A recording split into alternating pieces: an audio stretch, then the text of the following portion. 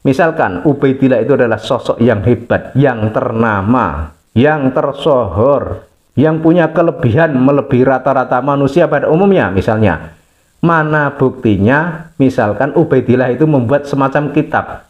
Apa ada kitab yang dikarang atau dibuat oleh Ubaidillah ini? Ini ada tulisan terbaru dari Kiai Haji Imaduddin Usman Al-Bantani terkait soal makam palsu. Jadi tulisan ini diliput oleh RMI NU Banten tanggal 29 September 2023. Untuk membela nasabah Alawi, para habib dan pendukungnya rela terbang ke Yaman. Lalu di sana mereka membuat video di makam-makam tokoh Ba'alawi, semisal Ubaidillah, Alwi dan sebagainya, seraya mereka membuat narasi bahwa makam ini adalah bukti bahwa Ubaidillah ini tidak fiktif. Makam inilah buktinya. Dan ada juga video-video yang beredar, beberapa oknum Habib itu berada di Yaman kemudian menunjukkan video tentang makam Ubaidillah dan lain sebagainya. Ya memang seperti itu, mungkin itu menunjukkan bukti kalau ini loh makamnya Ubaidillah, ini tidak fiktif, ini ada makamnya. Seperti itu mungkin maksudnya ya. Bagi orang awam, hal ini tentu saja efektif. Mereka biasanya berpikir sederhana dan tidak kritis. Jadi kalau menurut orang awam, ya mungkin percaya begitu saja. Buktinya ada makamnya, kan seperti itu. Menelusuri sebuah situs memang adalah suatu metode melacak kesejarahan seorang tokoh, istana kerajaan, tempat pemujaan, dan lain sebagainya. Melacak sebuah situs bisa dengan dua cara. Yang pertama, situs itu disebut dalam sebuah sumber tertulis, lalu peneliti mencari keberadaan situs itu dengan penelusuran sampai penggalian. Misalnya tentang situs Keraton Majapahit di Trowulan, Keraton Pajajaran di Bogor dan Banten, dan Keraton Demak di Jawa Tengah. Kedua situs itu ditemukan terlebih dahulu, lalu dicari sumber-sumber yang berkaitan dengannya untuk diketahui nilai kesejarahannya. Makam Ubaidillah, Alawi, Sohib Mirbad dan lain sebagainya dari keluarga Ba'alawi memang hari ini ada. Jadi makamnya Ubaidillah, makamnya Alawi, Sohib Mirbad itu memang ada, makamnya itu ada. Tetapi itu saja belum cukup untuk dijadikan dalil bahwa tokoh-tokoh itu memang tokoh sejarah. Tapi dengan adanya makam itu belum bisa membuktikan bahwa sejarahnya orang itu pernah ada. Kan seperti itu ya.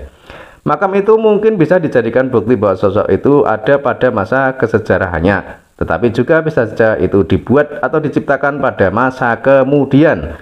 Dari situ keberadaan sebuah situs seperti makam harus didukung bukti lain yang menyertainya. Jadi dengan adanya situs atau makam, itu bisa saja makam itu adanya itu memang sejak dulu, atau bisa saja makam itu adanya belakangan setelah orang yang dimaksud itu wafat. Jadi kalau masalah ini Ubaidillah ini kan jadi bisa saja ini makamnya itu dibuat ketika masa Ubaidillah itu dianggap hidup, atau bisa juga 550 tahun kemudian setelah lama Ubaidillah wafat baru dibuat situs atau makam seperti ini. Mengenai makam Ahmad bin Isa, telah penulis sampaikan dalam tulisan penulis tentangnya bahwa makam itu tidak ditemukan oleh para penulis sejarah pada abad ke-5 sampai abad ke-9. Ia diberitakan pertama kali oleh Al-Khatib ulama abad ke-9 Hijriah bahwa guru Al-Khatib yang bernama Habib Abdurrahman berziarah ke makam Ubaidillah di tempat itu. Di tempat itu diyakini makam Ahmad bin Isa karena dilihat ada cahaya terang di sana. Dari situ difahami bahwa keberadaan makam Ahmad bin Isa hari ini adalah makam yang baru ditemukan pada abad ke-9 Hijriah, padahal ia wafat 540 tahun sebelumnya, yaitu tahun 345 Hijriah. Jadi kalau yang ada di Yaman itu kan makamnya Ahmad bin Isa itu ternyata itu dibuat di abad ke-9 Hijriah ya. Jadi sekitar 540 tahun setelah Ahmad bin Isa wafat. Nah ini kalau seperti ini bagaimana? Jadi apa ya istilahnya situs atau makam kalau seperti ini ya tidak bisa menjadi patokan ya. Karena yang namanya makam atau petilasan itu kan cukup barang kuno atau apa kan bisa diletakkan di situ. Tapi yang terpenting itu kan sejarahnya itu bagaimana. Kalau cuma bendanya atau barangnya itu mungkin bisa dibuat, tapi sejarahnya itu yang harus diungkap. Makam Ubaidillah yang wafat 383 Hijriah dan makam Alawi yang wafat tahun 400 Hijriah pun penulis yakin baru diijtihadi pada abad 9 itu. Karena seorang peneliti Yaman yang bernama Syekh Ahmad Hasan Mu'alim menyatakan di Yaman tidak ada makam yang ada masyhad dan masjid pada abad ke-5 Hijriah kecuali makam Asyahidain di San'a. Jadi panjang ya ini ya tulisan dari Kiai Haji Imaduddin Usman Al-Bantani. Silahkan Anda baca sendiri di RMI NU Banten tanggal 29 September 2023. Yang perlu digarisbawahi adalah ternyata para habaib itu kan sekarang lagi berusaha untuk mencari bukti bahwa Ubaidillah itu memang ada, bahwa Ubaidillah itu bukanlah tokoh fiktif. Karena menurut Kiai Imaduddin Usman Al-Bantani, Ubaidillah itu kemungkinan tokoh fiktif karena fakta sejarahnya tidak ada.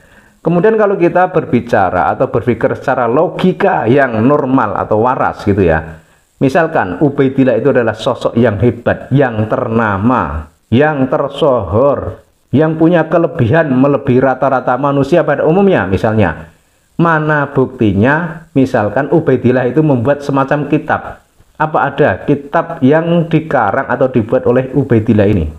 Kan selama ini kelihatannya ulama-ulama belum ada ya yang menyebutkan bahwa karangan kitab apa yang dibuat oleh Ubaidillah, itu kan kelihatannya belum ada ya. Jadi sampai di sini jelas ya bahwa ternyata para habaib itu tengah berusaha mencari bukti bahwa Ubaidillah itu ada, tapi nyatanya tidak ada ya.